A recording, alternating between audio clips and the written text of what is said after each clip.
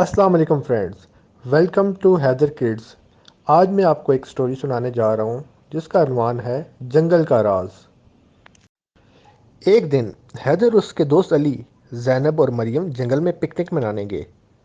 وہ سب بہت خوش تھے اور جنگل کی خوبصورتی سے لطف اندوز ہو رہے تھے۔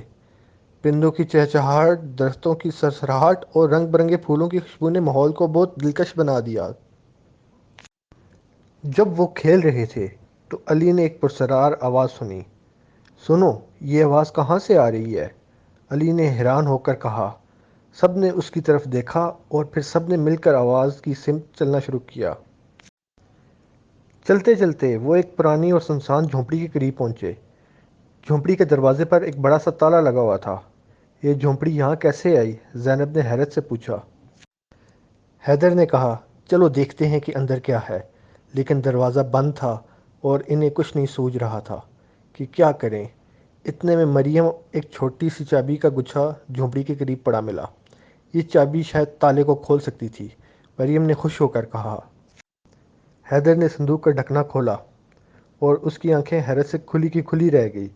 صندوق کے اندر ایک خوبصورت نقشہ تھا جو ایک خفیہ خزانے کی طرف اشارہ کر رہا تھا۔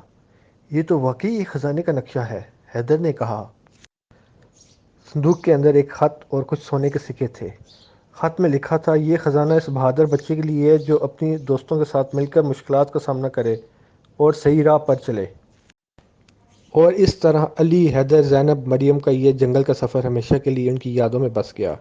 جنگل کے راز نے انہیں دوستی اور بہادری کی ایک انمول کہانی سکھا دی۔